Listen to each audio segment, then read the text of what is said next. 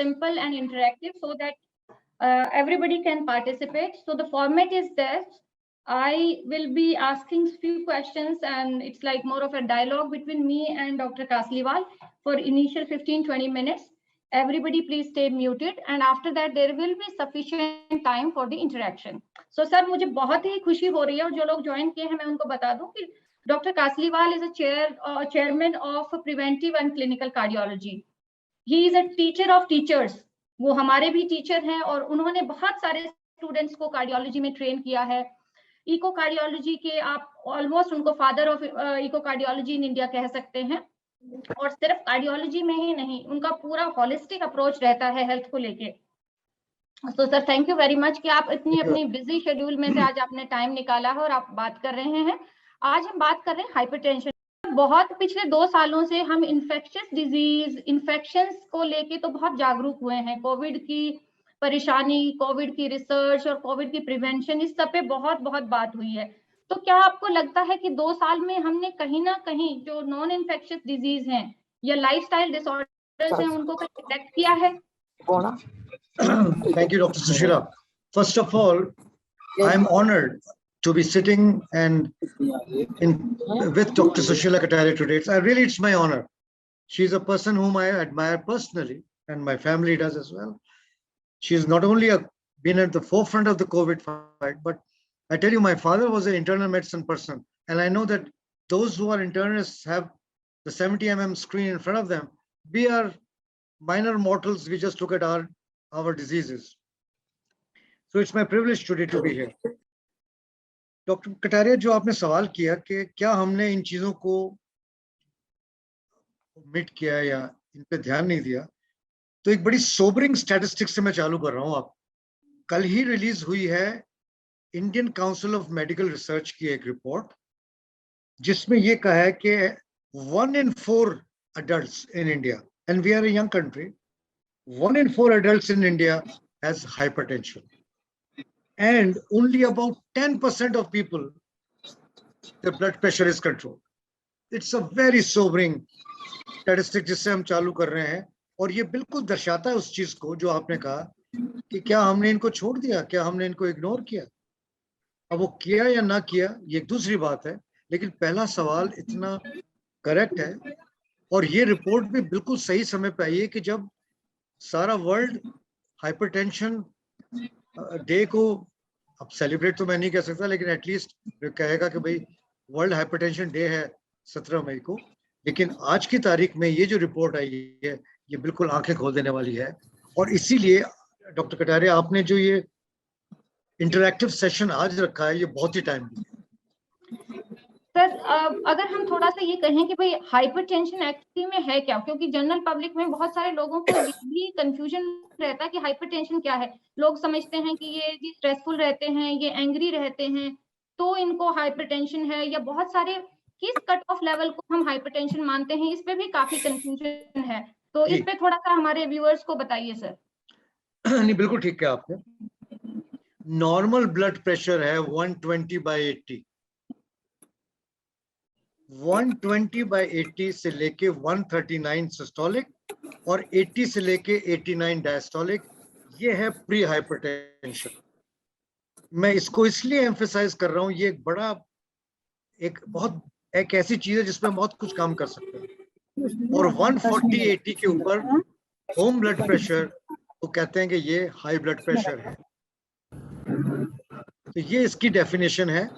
और जैसे आपने देखा कि ये बहुत ही लोगों में कॉमन है और इंडिया में भी बहुत बढ़ती जा रही है. मैं देवेंद्र गुप्ता जी जिन्होंने लॉग इन किया उनसे रिक्वेस्ट करूंगी कि वो प्लीज अपने आप को म्यूट कर लीजिए, बिकॉज थोड़ा सा डिस्टरबेंस हो रहा है. Thank you very much Devendra ji. Sir अगर हम सिम्टम्स पे आते हैं, जैसे मतलब ऐसा माना जाता है कि क्रोनिक डिजीजेस मे और may not show symptoms, but अगर सिम्टोमेटिक होता है with hypertension, so what are the common symptoms which can suggest somebody that you know blood pressure should be checked and it could be hypertension? So what are the common symptoms?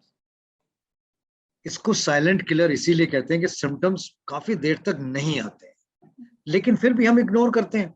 For example, जैसे लोग कहते हैं कि बात मेरे husband या मेरी wife चिड़चिड़ी बहुत हो गई है, एंगर बहुत हो गया है, अब ये दोनों वेज में वर्क करता है कि हाइपरटेंशन है तो भी हो सकता है और वो भी प्रेसिपिटेट कर सकता है, लेकिन ये मैंने कॉमनली देखा अपने पेशेंट्स में।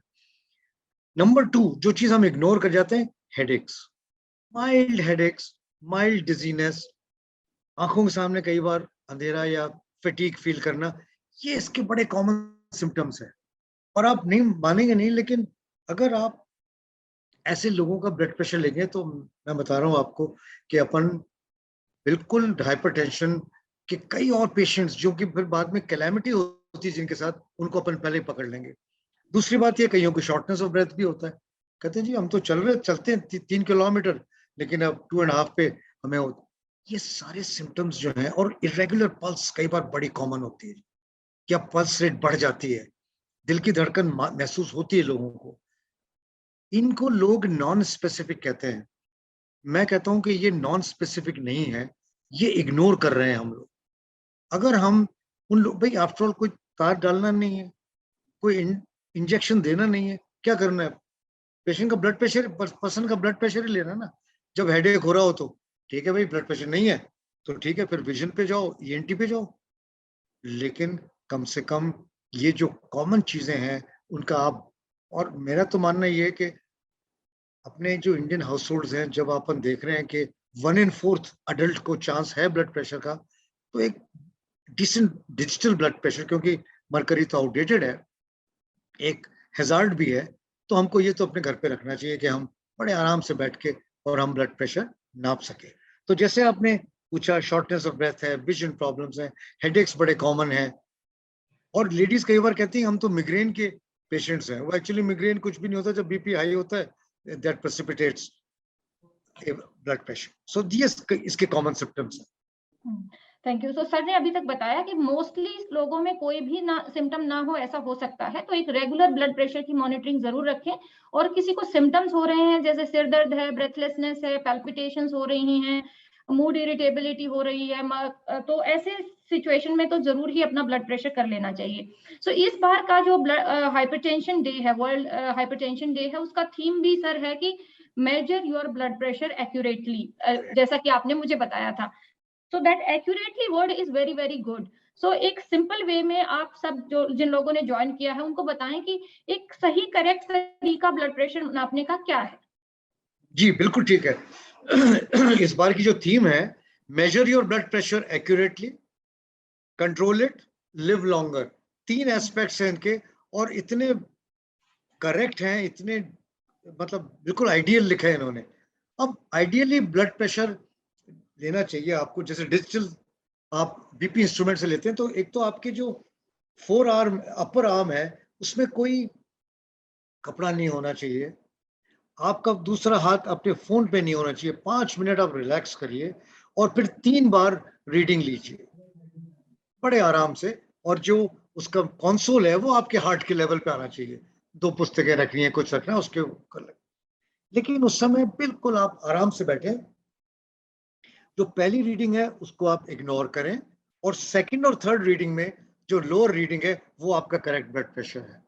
बहुत अच्छा सर। हाँ, सो ये एक्यूरेटली मेजरमेंट से ही आधी चीज वैसे हो जाएगी आपकी क्लियर कि भाई मेरे हाई ब्लड प्रेशर है कि नहीं है, ये भी इंपॉर्टेंट चीज है। सो सर ने जो बताया है, मैं एक बार थोड़ा सा रिपीट कर देती हूँ। सर ने जो कहा है कि पहले तो आप रिलैक्स्ड होने चाहिए, कि आपके दिमाग में कोई किसी तरह की उलझन नहीं चल रही होनी चाहिए, आपने कोई बहुत ज्यादा स्टिमुलेटिंग लिक्विड भी ना पिया हो, चाहे कॉफी या स्मोक ना किया हो, आप बैठे तो आपकी कमर जो है वो रेस्टेड होनी चाहिए, आपका बाजू पूरी तरह से एक्सपोज्ड होना चाहिए, आपका जो बीपी मशीन है वो हार्ट के लेवल पे होना चाहिए, और फिर आपको 3 रीडिंग लेनी है, और उसमें से जो पहली रीडिंग इग्नोर करके सेकंड और थर्ड में जो लोअर रीडिंग है उसको कर सकते हैं। सो ये आपका जो है ब्लड प्रेशर का एक्यूरेट मेजरमेंट है, which is very very important. कई बार लोगों को सर ये रहता है कि भाई एज के साथ तो हाइपरटेंशन नॉर्मल ही है, सो एज के साथ मेरा बीपी थोड़ा हाई है तो कोई प्रॉब्लम नहीं है। सो अगर हम बीपी को अगर इग्नोर करते हैं, even lower level of blood pressure को ओवर अ प्रोलॉन्ग टाइम, तो उससे क्या कॉम्प्लिकेशंस हो सकते हैं? बिल्कुल ठीक से आपने सवाल पूछा। एज का ब्लड प्रेशर से कोई ऐसा सीधा रिलेशनशिप नहीं है, हाँ डिजीज तो करता है वो। लेकिन आप ये सोचें, जैसे हम लोगों को उस समय मेडिकल स्कूल में 40 साल पहले पढ़ाया जाता था कि 30+ एज वो अब बिल्कुल खारिज हो गया है। ब्लड प्रेशर आपका कोई भी एज हो 130/80 है, उसकी होम ब्लड प्रेशर मॉनिटरिंग, और उसके ऊपर हम दोबारा एक दफे एम्फेसाइज करेंगे, home blood pressure monitoring, anything 130/80 के ऊपर जो भी होगा that is suppose to be high blood pressure, भले मेरी एज 30 है या मेरी एज 70 है, इट डजंट मैटर। अब दो सिचुएशंस इसके अंदर आती हैं, एक तो डायबिटिक पेशेंट्स और दूसरा जिनके क्रॉनिक किडनी डिजीज है, उसमें 10 पॉइंट्स हायर लेते हैं। लेकिन अदरवाइज अगर आपके ये डिजीज नहीं है, अब एज के साथ क्या होता है कि लोग ऊपर का जो सिस्टोलिक ब्लड प्रेशर है वो बढ़ता जाता है, डायस्टोलिक शायद उतना ही रहे या इवन घट भी सकता है। Don't think it is normal. The systolic pressure is the one which causes strokes and heart attacks and kidney damage. और जो बहुत ही इंपॉर्टेंट चीज है जो स्लोली होती है वो है डिमेंशिया। हम उसको लाइटली लेते हैं जबकि हम इसको प्रिवेंट कर सकते थे। डिमेंशिया एक ऐसी डिजीज है कि ना तो आप फुली जीवित हैं, ना आप सिक बेड पे ही हैं, भूल रहे हैं, गिर रहे हैं, मतलब, और वो हम डायस्टोलिक प्रेशर, क्योंकि इलास्टिसिटी बढ़ जाती है तो डायस्टोलिक प्रेशर थोड़ा लोअर हो सकता है। तो अप टू एज 50 और 45 अगर आपने डायस्टोलिक नीचे वाले की भी ज्यादा इंपॉर्टेंस होती है, 60 के ऊपर सिस्टोलिक की ज्यादा होती है, एंड ऑफ कोर्स इंटरमिंगलिंग होता है। लेकिन मान के चलें आप कि जो भी ब्लड प्रेशर 130/80 के ऊपर है वो अपने को हाई ब्लड प्रेशर है, उसको अपने को वॉच करना है। अब यहाँ पे आके वो इंपॉर्टेंस आती है 120 to 139, 80 to 89, ये है प्री हाइपरटेंशन, जिसमें डॉक्टर कटारिया हमेशा एम्फेसाइज करती हैं कि बिना दवाई के, बिना नॉन फार्माकोलॉजिकली आप इसमें इंटरवीन कर सकते हैं और आप हाई ब्लड प्रेशर के पेशेंट नहीं बनेंगे। तो ये इंपॉर्टेंट बात है। Thank you. सो बहुत सारे जागरूक लोग हैं, बहुत ही इंटरेस्टिंग कन्वर्सेशन भी चल रही है और बहुत सारे लोगों ने हमें ज्वाइन किया है। आपके दिमाग में अगर कोई भी सवाल आ रहा है इस टाइम पे, उसको चैट बॉक्स में डाल दीजिएगा, डॉक्टर कासलीवाल उन सबको आंसर करेंगे and will combined will try to solve this. So हमारे सिम्टम्स के भी हो गए सर, कई बार ऐसा आपने ब्रीफली इसको टच ऑन किया है सिस्टोलिक, आइसोलेटेड सिस्टोलिक हाइपरटेंशन को, लेकिन फिर भी एक बार लोगों को फिर से बता दें कि अगर सिर्फ सिस्टोलिक ब्लड प्रेशर हाई है तो उसे भी इग्नोर नहीं करना है, वो भी उतना ही रेलिवेंट है, स्पेशली एल्डरली एज ग्रुप में। सो और उसके बाद में हमने ये भी देख लिया कि हाइपरटेंशन से रिलेटेड कॉम्प्लिकेशंस भी बहुत हो सकती हैं, even dementia which affects your quality of life, क्योंकि मेमोरी नहीं है तो क्वालिटी ऑफ लाइफ अफेक्ट हो जाती है। Now we were coming to how do we treat hypertension. We have measured it, we know the symptoms, it may be symptomatic, it may not be symptomatic, and if it left alone it can cause problem. And there is no age. कई बार लोग सोचते हैं मेरी उम्र नहीं है ये दवा लेने की। अगर आपका बीपी हाई होने की उम्र है तो आपका दवा लेने का उम्र भी शायद हो सकता है। बट सर, सो पहले हम करेंगे लाइफस्टाइल मॉडिफिकेशंस में आप क्या सजेस्ट करेंगे कि क्या क्या करना चाहिए टू स्टार्ट विद? जी बिल्कुल ठीक है आपने कि कोई भी एज पे अगर हाई ब्लड प्रेशर है तो हाई ब्लड प्रेशर है। देखिए एक बड़ी इंपॉर्टेंट बात आजकल जो उभर के आ रही है कि अपने ओपीडीज में बिलो 30s के लोग आ रहे हैं, कोऑक्टेशन ऑफ आयोटा से नहीं, एक्चुअली लाइफस्टाइल हब। तो इस लाइफस्टाइल ये है क्या? मैं हमेशा अपने पेशेंट से कहता हूँ कि ये एक ऐसी चीज है जिसमें ना लाइफ है और ना स्टाइल है। जंक फूड, स्नैकी पीपल हम बहुत हैं, सॉल्ट हम अत्यधिक यूज करते हैं, सेडेंटरी लाइफस्टाइल हो गए हैं। अब देखिए यही जो मीटिंग है ये 2 साल पहले कॉन्डोज में होती थी, हॉल्स में होती थी, एक्टिविटी होती थी, अब सब अपने कमरे में बैठे हैं और आप लोग भी अपने कमरे में बैठे हैं। सेडेंटरी लाइफस्टाइल होती जा रही है और हम लोग सब अब बहुत यूज टू हो गए कि भाई अपना लैपटॉप खोलो और काम चालू करो।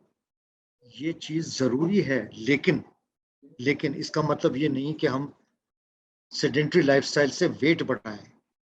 1 किलोग्राम वेट बढ़ा और आपका 10 मिलीमीटर 5 मिलीमीटर मरकरी आपका ब्लड प्रेशर बढ़ गया, और उसी तरह से कम भी होता है।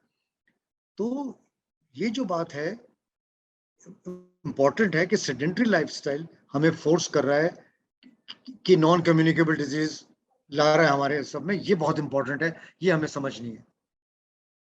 दूसरी बात आपने पूछी नॉन फार्माकोलॉजिकल की, तो उसी चीज को देखिए, आपको देखना पड़ेगा कि नॉन फार्माकोलॉजिकल में मैं सॉल्ट इनटेक कम करूं, रेगुलर एक्सरसाइज करूं और उसको अच्छा चांस दूं। लेकिन जो एक्सरसाइज में सिर्फ एक ही अड़चन शुरू में आती है, अगर पेशेंट के ब्लड प्रेशर माइल्ड और प्री हाइपरटेंशन नहीं है, अगर मॉडरेट हाइपरटेंशन है, तो हम उनको कहेंगे भैया पहले कंट्रोल तो करिए, फिर हम आपको एक्सरसाइज करेंगे। और सिवियर में तो खैर कोई सवाल ही नहीं होता, पहले बीपी कंट्रोल होगा दवाइयों से। तो those are clearly areas where it is pharmacological first and then lifestyle. लेकिन देखिए, लाइफस्टाइल मेजर्स हर जगह इन्वॉल्व है।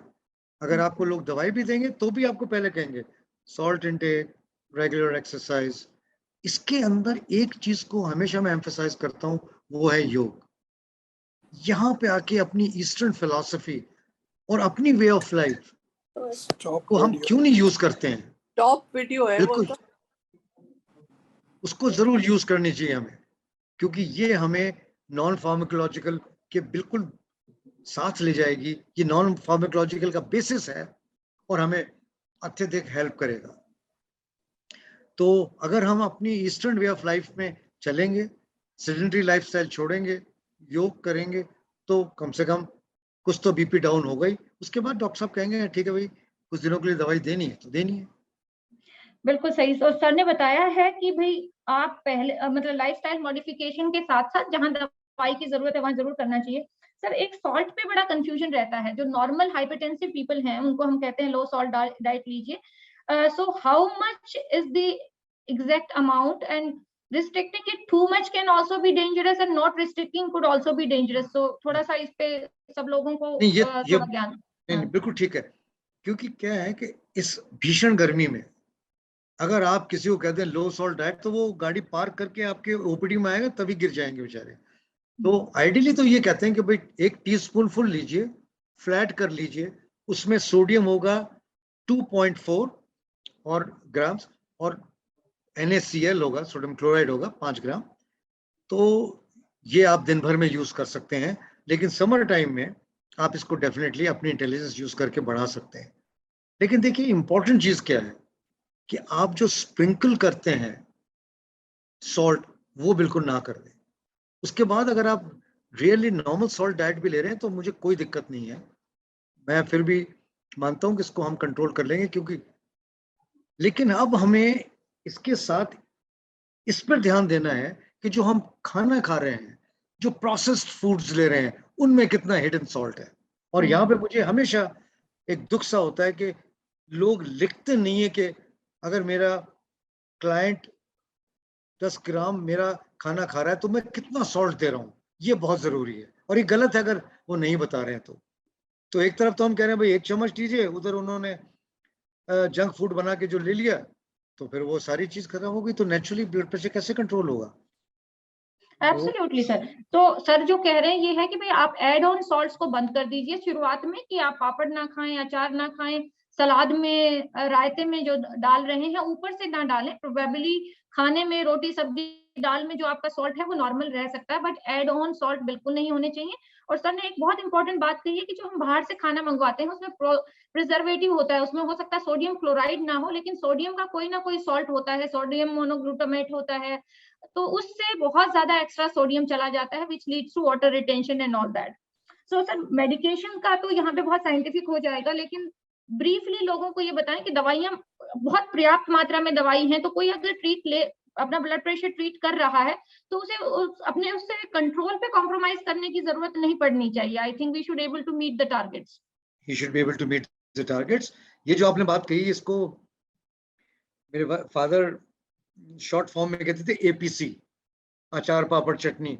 इसको अवॉइड क्योंकि उस जमाने में, अब तो ये डोलो सब खा रहे हैं 650 मिलीग्राम 3 टाइम्स अ डे। उस समय तो मुझे ध्यान है जब अपेटिक्स का ऑपरेशन हुआ, वो APC की पुड़िया होती थी बाबू, उससे कुछ नहीं होता था।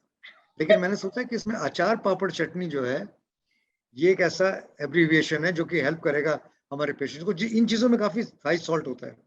अच्छा, एक बात मैं, आपने बहुत अच्छा सवाल पूछा था एज के बारे में। हाईवेट स्टडी एक पब्लिश हुई थी, दोज ओवर 75 जिन्होंने ट्रीटमेंट लिया आइसोलेटेड सिस्टोलिक हाइपरटेंशन के लिए और जिन्होंने नहीं लिया। तो जिन्होंने प्रॉपरली ट्रीटमेंट लिया और उनको बीपी 130-80 ले जाने की जरूरत नहीं है, 130, 80, 40, 80 तक भी ठीक है। उनके स्ट्रोक्स की मात्रा, किडनी डैमेज की मात्रा के और हार्ट डिजीज बहुत कम हुई। तो अब सवाल आता है दवाइयों के बारे में। आपने क्या पूछा था अभी? हाँ, मैंने ये पूछा था कि सब जैसे बहुत तरह की there is a variety of medicine available जो आप पेशेंट टाइप के हिसाब से उनको दे सकते हैं। तो किसी भी व्यक्ति को ये नहीं सोचना चाहिए कि मेरा एक दवाई से 2 दवाई से कंट्रोल नहीं आया तो प्रोबेबली मेरा कंट्रोल होगा ही नहीं, मेरा ये नॉर्मल है। हाँ बिल्कुल ठीक है, अब तो वाइड वैरायटी है, इंडिया तो फार्मेसी ऑफ द वर्ल्ड है, तो अब क्या दिक्कत है? We have everything, but it should be given in the right amount. और दूसरी बात एक भी है कि इसको ये मत समझिए कि दो टैबलेट्स लिखी तो मैं एक ही ले लूं ठीक हो जाए ना। पहले प्रॉपर लीजिए, उसके साथ लाइफस्टाइल आपने किया तो आपके डॉक्टर कहेंगे वाह भाई बहुत अच्छी बात है, अब आप दवाइयां कम करो या एक छोड़ दो, तो वो तो आपके ऊपर डिपेंड करेगा। बट डोंट डू इट, क्योंकि कई दवाइयों को सडनली ड्रॉप छोड़ने के अगर आपने छोड़ दी तो रिबाउंड हाइपरटेंशन होता है और वो सीधे स्ट्रोक करता है। सर, एक एम्बुलेंट ब्लड प्रेशर मॉनिटर के बारे में भी आई थिंक हमें बात करनी चाहिए। That's an good modality which has come to our rescue to find out whether the person is really hypertensive or he has a reactionary or a white coat hypertension or something. तो इसके बारे में बताएं। जी जी बिल्कुल ठीक सवाल पूछा आपने। एक तो आपने अभी कहा व्हाइट कोट हाइपरटेंशन।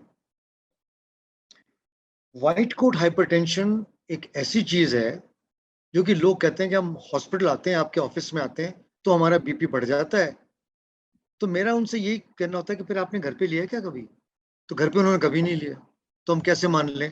तो अगर घर पे नॉर्मल है, ऑफिस में ये होता है, तो डेफिनेटली। और उसके लिए डॉक्टर सुशीला ने जो चीज बताई है वो बहुत इंपॉर्टेंट है, एम्बुलेटरी बीपी। देखिए हमने सबने सुना है एम्बुलेटरी होल्टर, कि भाई 24 घंटे के लिए होल्टर बना। तो ये एम्बुलेटरी बीपी क्या होता है कि हम लगाते हैं वो हर आधे घंटे दिन में और हर 1 घंटे रात को बीपी आपका नापता है। और हम लोगों से कहते हैं कि आपको जो बिजी डे हो उसमें लगाइए। 3 चीजें इसमें बहुत इंपॉर्टेंटली हम देखते हैं जो कि ऑर्डिनरीली कोई देख नहीं सकता। नंबर 1 कि आपका रात का ब्लड प्रेशर कितना है। आप रात को 20% डे के प्रेशर से कम आते हैं कि नहीं, आप डिपर हैं कि नहीं। अगर आप डिप कर रहे हैं तो हृदयघात और स्ट्रोक के इवेंट्स रिलेटिवली मच लेस होंगे।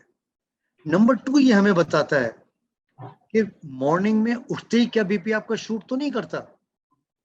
इसको हम कहते हैं मॉर्निंग सर्ज, और मॉर्निंग सर्ज स्ट्रोक के कारण होता है। देखिए कई बार अगर आप डेटा देखेंगे तो वो आपके सीनियर रेजिडेंट आपको कहेंगे सर वो रात सुबह सुबह 2-3 पेशेंट आए थे सर। वो क्यों आए थे? क्योंकि मॉर्निंग सर्ज होता है ना, हृदयघात, हार्ट अटैक ये होते हैं। और तीसरी चीज जो एम्बुलेटरी बीपी दिखाता है कि सर इनको जरूरत नहीं है दवाइयों की, ये कंट्रोल्ड है, ये आपके ऑफिस में आते हैं तब होता है ये कि वैसे कंट्रोल्ड है। और रिवर्स भी बताता है कि सर जो आपने दवाइयां चालू की इनको अभी भी हेडेक्स हो रहे हैं, आपको शायद स्टेप अप करना पड़ेगा। तो ये डॉक्टर कटारिया का क्वेश्चन इंपॉर्टेंट भी है, टॉपिकल भी है, और प्रॉपरली अगर अप्लाई किया जाए तो ये लाइफ सेवर भी है। तो ये बहुत ही कॉम्प्लीमेंट करता है और सर ने बहुत अच्छे तरीके से आप सबको इजी वे में समझाया कि इससे आपको कंट्रोल का पता चलता है, डायग्नोसिस का पता चलता है और प्रोग्नोसिस का भी पता चलता है।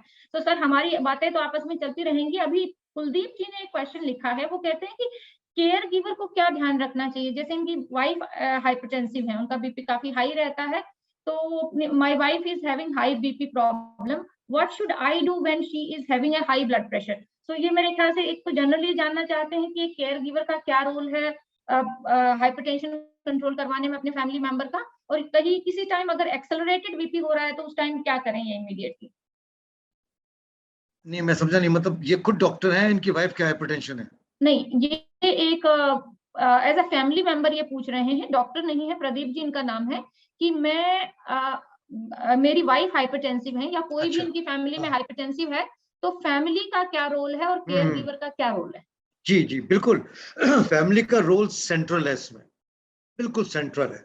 और मैं बताऊं कई फैमिलीज को मैं कहता हूं कि वो कहते हैं सर हम इनके लिए परहेजी खाना बनाते हैं, so it starts with food. everybody should be taking the same salt, the same food. They are not, उनमें कोई ऐसा वो नहीं है कि वो अलग है और आप अलग हैं. उससे आपको सबको भी फायदा होगा. आप बिलीव नहीं करोगे, एक दफे हमारे एक फ्रेंड है, उन्होंने एक स्टडी की कि जो जितने भी हस्बैंड आते थे हाइपरटेंशन से, उनकी वाइफ्स के भी ले लिए थे बीपी, तो 40% वो उनके भी आए थे. सो इसका मतलब ये सारी फैमिलीज में बात होती है.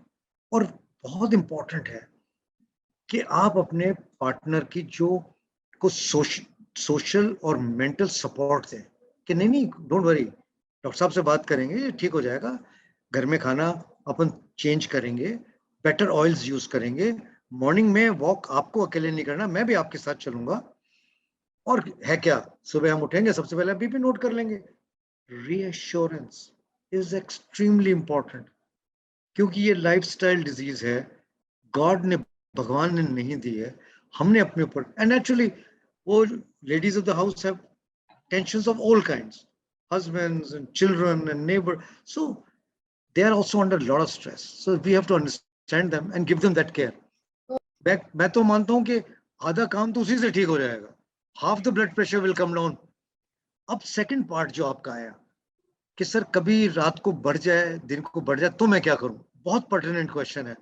पहले तो आप 15-20 मिनट्स तो वॉच करिए, लेटा के पानी पिला के, भाई don't worry, we are all here there with you. Pressure note करिए, कुछ तो रेस्ट करने से भी ठीक आ जाएगा. अदरवाइज जो एमलोडापिन की टैबलेट्स हैं 2.5 मिलीग्राम अगर आप देंगे तो आप देखेंगे बड़े यूनिफॉर्मली कम आ जाएगा बीपी. कई बार एक्चुअली पेशेंट्स रीच कर जाते हैं accelerated phase of blood pressure का, उसमें तो कोई ऑल्टरनेटिव नहीं है, फिर तो हम हॉस्पिटल जाके दवाइयों से ही ठीक करेंगे. लेकिन मेरे ख्याल से reassurance, talking, making the person more comfortable, lying down, all these things will have a very good effect on the patients. उनसे पूछिए आप कि भाई आज क्यों हो गया, कोई आपने ऐसी बात सुन ली थी, किसी ने आपको कुछ डरा दिया, कुछ धमका दिया, क्या हुआ है, तो आप देखेंगे थिंग्स विल. लेकिन एक्सेलरेटेड हाइपरटेंशन, मैलिग्नेंट हाइपरटेंशन, ये डिजीज है, मतलब इसको कोई जुटला नहीं सकता, जिसका ट्रीटमेंट बेस्ट हॉस्पिटल में ही होगा, क्योंकि उसमें इंट्रावीनस दवाइयां फिर देनी पड़ सकती. जी थैंक यू सर. सो आपने बहुत ही अच्छा कहा कि देखो इट्स नॉट अबाउट एक व्यक्ति के हेल्दी होने की बात नहीं है, ये पूरे फैमिली की हेल्दी होने की बात है. तो सब किसी को भी, हम में से किसी को भी एक्स्ट्रा सॉल्ट की प्रोबेबली जरूरत नहीं है जब तक कि हमारा सोडियम लेवल कम नहीं है. सो हम सब लोगों को ही बहुत ज्यादा सॉल्टी खाने से परहेज करना चाहिए. और सर ने कहा ये बैड लाइफस्टाइल जिसमें ना लाइफ है ना स्टाइल है, उससे हर एक को परहेज करना चाहिए. कुछ कुछ ओकेजन्स हो तो वो बात अलग है, रोज की रोज बाहर खाना, रोज ऑयली खाना, ट्रांस फैट्स खाना, सॉल्ट खाना, ये धीरे धीरे आपकी सेहत को इरोड कर रहा है. और फिर एक हेल्दी फैमिली के लिए जरूरी है कि आप इकट्ठे वर्कआउट करें, एक्सरसाइज करें.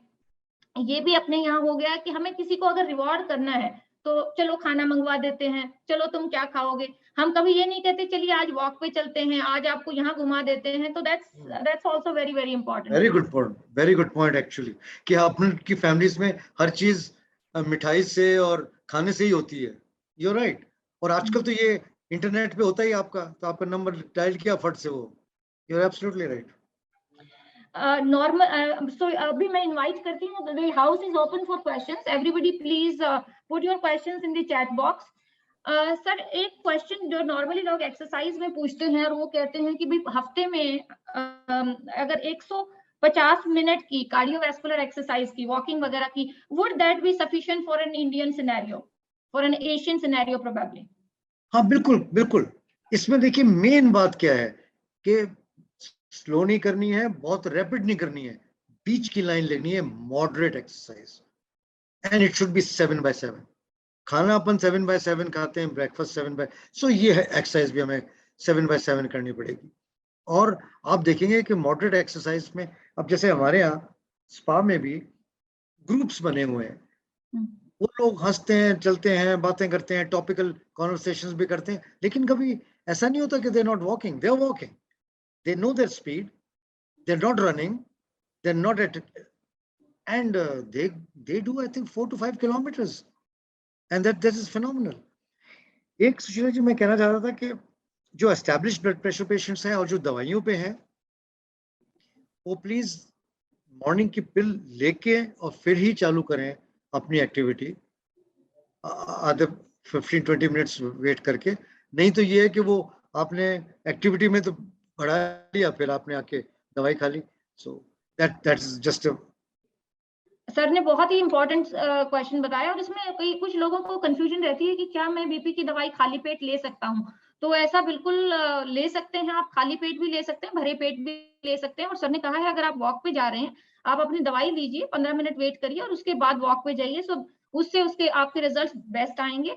मेडिसिन को कोशिश करें कि सेम टाइम पे लें। इसमें मिनट को मैच करने की जरूरत नहीं है, 1 घंटा आगे पीछे हो सकते हैं, लेकिन ऐसा नहीं करें कि किसी दिन सुबह किसी दिन शाम को। और आप भूले ना दवाइयों को, तो अपनी दवाइयों का ऑफिस में एक जो सरप्लस एक स्ट्रिप आपके पास होनी चाहिए, प्रोबेबली गाड़ी में भी होनी चाहिए, तो आप उससे भूलेंगे नहीं। और अगर आप भूल गए हैं तो जब आपको याद आएगा तो उस टाइम पे भी कर सकते हैं। बाकी सबसे मैं ये भी रिक्वेस्ट करना चाहती हूँ क्योंकि डायग्नोसिस इज वेरी इंपॉर्टेंट। सो आप सब लोग हमारे RWA जो क्लिनिक है उसमें जाके प्लीज आप मेक श्योर दैट इस हफ्ते में जिसको हाइपरटेंशन नहीं है वो कम से कम एक बार जाके ब्लड प्रेशर अपना जरूर चेक करवाए RWA क्लिनिक्स में, और इसका अपना पूरा फायदा उठाएं। वहां पर है, आप चेक करें, आप घूमते जा रहे हैं, आपके कॉलोनी में, बिल्कुल आपके कॉन्डोमिनियम में है। सो प्लीज इस हफ्ते प्लेज करिए अपने आप से कि मैंने अगर अपना ब्लड प्रेशर नहीं चेक करवाया पिछले 3 महीने में तो मैं जाके एक बार अपना ब्लड प्रेशर जरूर चेक करवा लूं। सो हमारा ये है, good afternoon ma'am, nursing staff, I am having headache. So ये किसी बच्ची ने सवाल पूछा है, वो जो यंग मेडिकल स्टाफ, कि मुझे हफ्ते में 2 से 3 बार सिर दर्द हो रहा है, सो मैं क्या करूं। सो सिर दर्द के लिए I think as an holistically मैं बता सकती हूँ कि पहले तो हम बात कर रहे हैं कि आप बीपी चेक करवाइए। दूसरा, यंग लड़कियों में सिर दर्द का कारण अनीमिया भी बहुत होता है, तो हीमोग्लोबिन जरूर चेक करवाइए बेटा। और उसके बाद में आप ओपीडी में कंसल्टेशन या टेली कंसल्टेशन के थ्रू मेरे से, मेरी टीम से, किसी से भी एक बार बात जरूर कर लीजिए so that your problem can be sorted out. Okay, उसके बाद में है,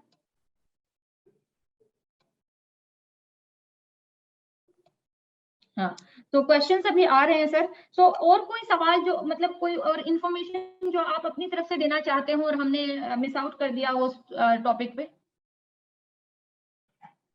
नहीं, आई थिंक हमने काफी अच्छा कवर किया है। और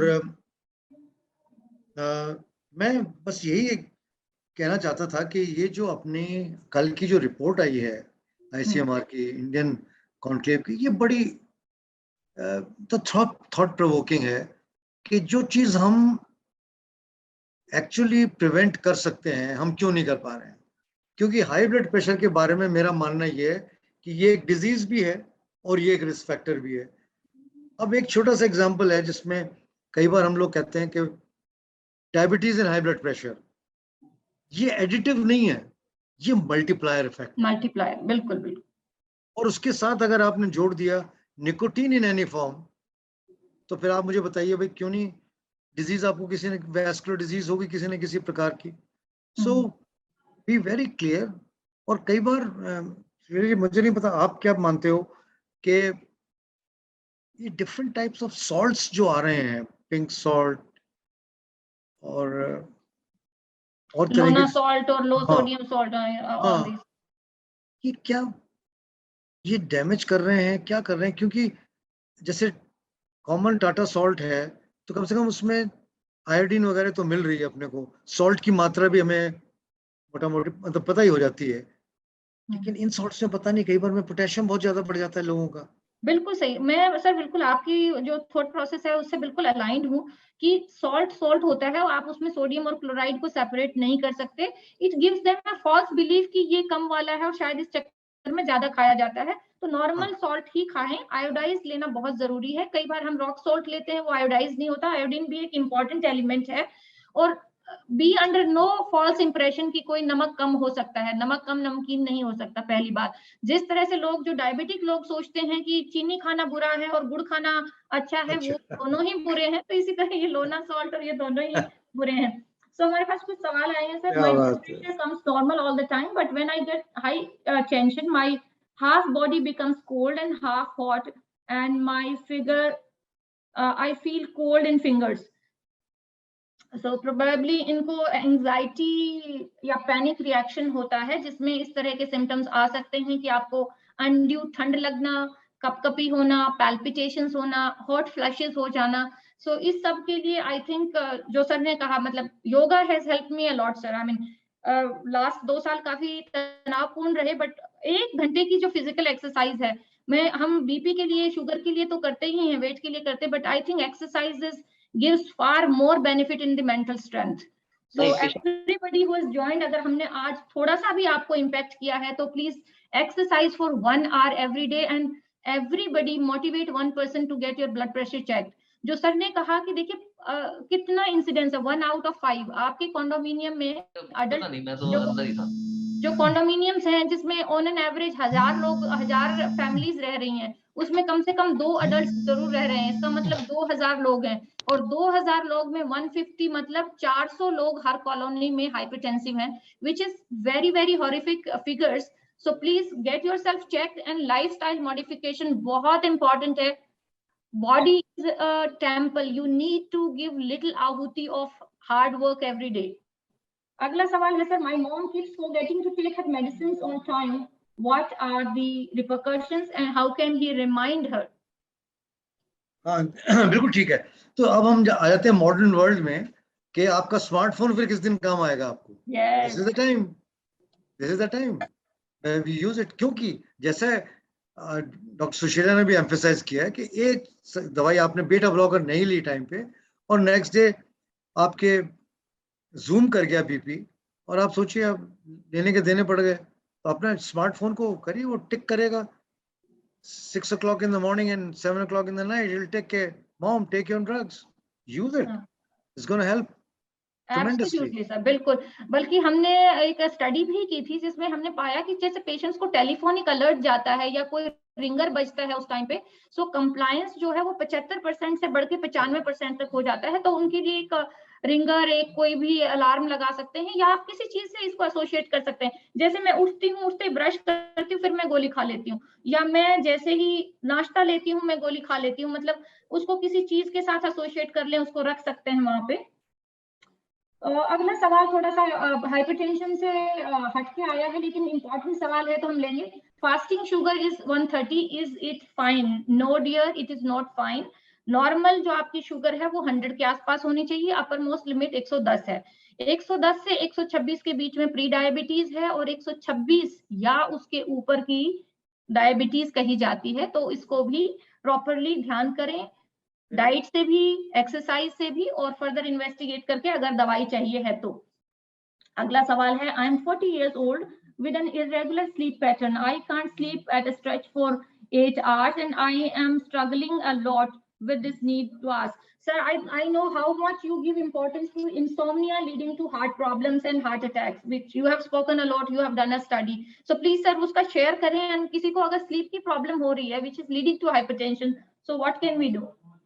नहीं बिल्कुल ठीक है। अपन हम इस टॉपिक पे आ ही रहे थे कि स्लीप एपनिया एक ऐसी डिजीज है जो ना पेशेंट्स कभी बताते हैं, और ना कई बार अपन लोग भी भूल जाते हैं, इन द सेंस क्योंकि फैमिलीज में ये मानना है कि भाई आज इन्होंने बहुत एक्टिव काम किया है, बड़े थक गए हैं, इसलिए खर्राटे आ रहे हैं। ये बिल्कुल गलत बात है। Sleep apnoea actually high blood pressure को बढ़ावा देगी, दवाइयां बढ़ती जाएंगी, लेकिन ब्लड प्रेशर कंट्रोल में नहीं आएगा। और 2-3 बार अगर आप उठ रहे हैं, इसका मतलब आपकी स्लीप 7 आवर्स की कंप्लीट नहीं है, बीपी कभी कंट्रोल में नहीं होगा, और आपका शरीर भी आपका साथ नहीं देगा। सो प्लीज जो स्नोर करते हैं, ask your spouses, ask your moms, whatever it is, and let Dr. Kataria see you, and then she can decide whether you actually need a sleep study, or the fact that maybe you are not doing enough activity, or you are sleeping in the afternoons. Should those be stopped? And then and the TVs, monitors, should they be stopped 2 hours before? That decision she will take, but it will make a salutary effect on your body, salutary effect on your life. You will get up early and then you will say, well, why am I not running today? So this is very, very important. I think थोड़ा सा अगर इसमें मैं add करना चाहूँ, जो sir ने कहा उसी को अगर सेकंड करना चाहूँ, तो ये स्लीप एपनिया, अगर आपको लाउड स्नोरिंग है, you not getting up fresh in the morning, और आपको जनरल एक्टिविटी में नींद आ रही है, गाड़ी में पीछे बैठने में, ड्राइव करने में, मीटिंग में, तो प्लीज इन्वेस्टिगेट करवाइए स्लीप एपनिया के लिए। और बाकी लोगों को जिनको इंसोम्निया हो रहा है, एक स्लीप हाइजीन नाम की चीज होती है कि हम अपनी नींद को कैसे इंप्रूव करें। तो शाम के समय मॉडरेट एक्सरसाइज, 40-45 मिनट की ब्रिस्क वॉक या हल्की फुल्की और कोई अपनी मनपसंद की एक्सरसाइज, शाम को एक बार स्नान करना, स्क्रीन टाइम को कम रखना, एक फिक्स टाइम पे बेड पे जाना, और कोई गाना सुन सकते हैं आप, या आप कोई किताब पढ़ सकते हैं, पर टीवी बिल्कुल नहीं देख सकते। बेडरूम में टीवी होना बहुत बड़ा पाप है। जिसने कर रखा है प्लीज अपने अपने बेडरूम से टीवी को निकाल दीजिए। और साथ में एक और भी चीज रहती है कि आप अपना जो रूम का टेम्परेचर है उसको 2 डिग्री कम करिए और कमरे को थोड़ा डार्क करिए, इससे नींद आने में भी हेल्प मिल सकती है। अगला सवाल है sir, is intracranial hypertension and hypertension have some connection? हाँ, definitely intracranial hypertension can also be because of systemic hypertension, लेकिन उसके और बहुत अलग कॉजेज भी हैं। सो उसको आप वो मत करिए। इंट्राक्रेनियल हाई ब्लड प्रेशर है, please meet a neurologist, it can be pretty dangerous condition. हाँ, सो आइसोलेटेड इंट्राक्रेनियल हाइपरटेंशन हो सकती है और बीपी के साथ भी हो सकती है। तो वो ट्यूमर की वजह से हो सकती है, कोई आपका स्पाइनल फ्लूइड का ड्रेनेज ठीक नहीं हो रहा उस वजह से भी हो सकती है। So that is an immediate emergency if intracranial hypertension है तो। अगला सवाल है sir, I should somebody be taking blood pressure throughout life, and I'm 70 years old, my BP with the machine is 110/70, is it okay or the BP medicine should be stopped? तो ये कई बार लोगों को ये सवाल होता है, they do well with lifestyle modifications and BP की दवाई, so what is the level that you suggest somebody can reduce it, or it is okay that if somebody is not symptomatic then continue with the same level? Yeah, so आपका जो last part है वो बिल्कुल correct है कि अगर आप symptomatic नहीं है और मिनिमल दवाइयों पे 110 120/80 है, तो ये तो हम अचीव करना चाहते हैं, तो आपने अचीव कर लिया। लेकिन अगर कोई कहे कि नहीं जी मैं अब थोड़ा सा मुझे प्रॉब्लम होती है, कई बार में चक्कर सा आ जाता है, तो आपके डॉक्टर आपकी दवाई बहुत ग्लैडली इसको कम करेंगे और 130-80 तक आपका बीपी आ जाएगा, यू विल बी फाइन। तो जो आप तो ये जो अगर बात है ना, मैं तो लोगों को अक्सर ये कहती हूँ कि सब देखो, हाई बीपी दुश्मन है, दुश्मन जितना छोटा हो उतना अच्छा है। तो अच्छा है, तो पेशेंट ने अभी रिसेंटली कल ही मुझे कहा कि मैडम चींटी जितना छोटा भी ना हो जाए। मैंने कहा ये बात तो सही है। ये तो तो अगला सवाल है sir, starting a good discussion. So हम लोगों को कॉम्प्लीमेंट किया है, compliments to you sir. My question is different, I want to know how the caregiver, अच्छा I think we have covered this question, and intracranial hypertension पे हमने बात की है। So I think we have had a good discussion for 45 minutes. We Yes. will taking last 2 questions. If somebody wants to ask, please post your questions and I will just summarize what sir has said. पहली बात है, उम्र नहीं होती hypertension की, BP high है तो वो हाई है और उसको ट्रीट करना चाहिए अपनी लाइफस्टाइल को इम्प्रूव करके भी और जरूरत पड़ने पर दवाई को भी। ब्लड प्रेशर को सही नापने के लिए आपका रेस्टेड होना जरूरी है, आपकी बाजू का एक्सपोज्ड होना जरूरी है। कई बार हम 2-2 स्वेटर के ऊपर अगर कर रहे होते हैं या स्वेटर को ऐसे ऐसे करके उसको मोटा बना लेते हैं, वो इंपॉर्टेंट है। एक चीज ये है कि जब आप ब्लड प्रेशर कर रहे होते हैं तो जो उसकी ट्यूब होती है वो आपके आर्म की इनर साइड की तरफ, मतलब ब्रेकियल आर्टरी की तरफ होनी चाहिए, आउटर तरफ नहीं होनी चाहिए या ऊपर की तरफ भी नहीं होनी चाहिए। और दवाइयों में सबसे दवाइयां बहुत सारी हैं, बट आई थिंक एक्सरसाइज सबसे इंपॉर्टेंट है और मॉडरेट सॉल्ट रिडक्शन। आपको बिना नमक का खाना नहीं खाना है, because hyponatremia can also be dangerous.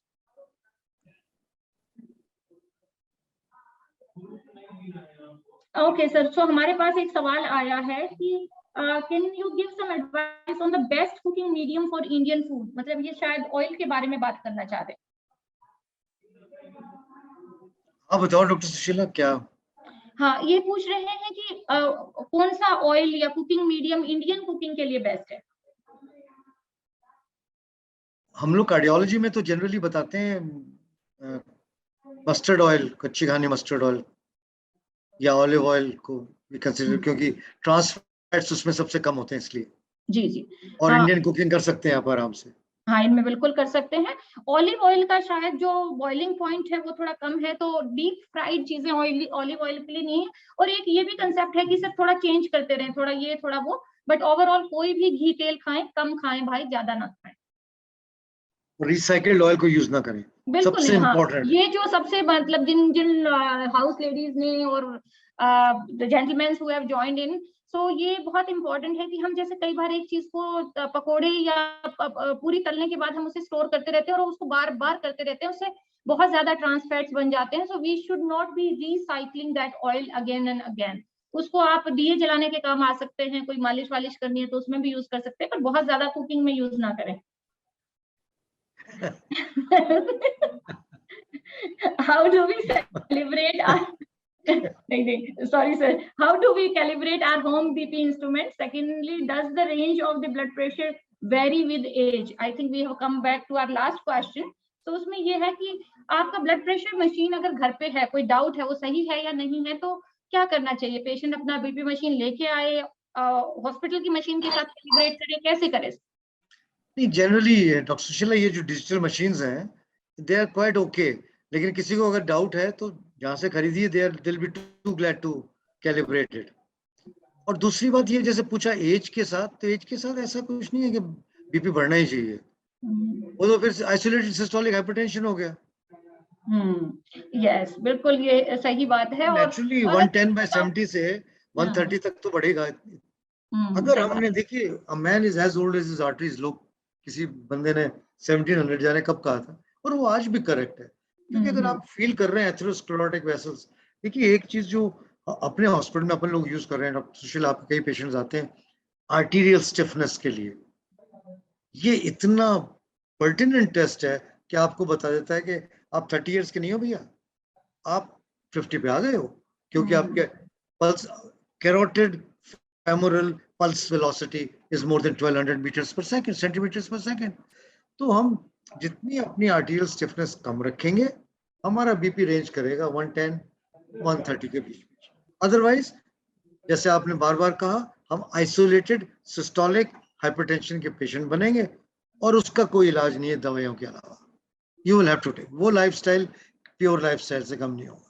बिल्कुल। और सर तो अक्सर कहते हैं, कई बार जो यंग लोग आते हैं आजकल अर्ली 30s में या लेट 20s में, उनकी जो आर्टीरियल वॉल है, उनकी जो मेटाबॉलिक हेल्थ है, वो कई बार पुराने 60 साल के लोगों से भी खराब होती है। And it all plays what we eat, what we think and how much we walk. So we are meant to walk as human beings, हमें चलने के लिए बनाया गया है।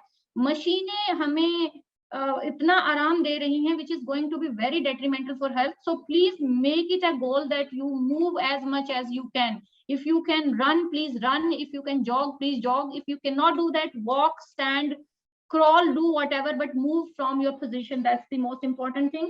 किसी ने गाय के घी के बारे में भी पूछा है। मैं सर, हरियाणा के रहते हुए हम लोग ना गाय घी के बिना नहीं रह सकते, तो मैं तो खुद उस कैटेगरी में से हूँ भाई। ये बट जो भी, घी भी बुरा नहीं है, मात्रा जरूरी है, मात्रा इंपॉर्टेंट है।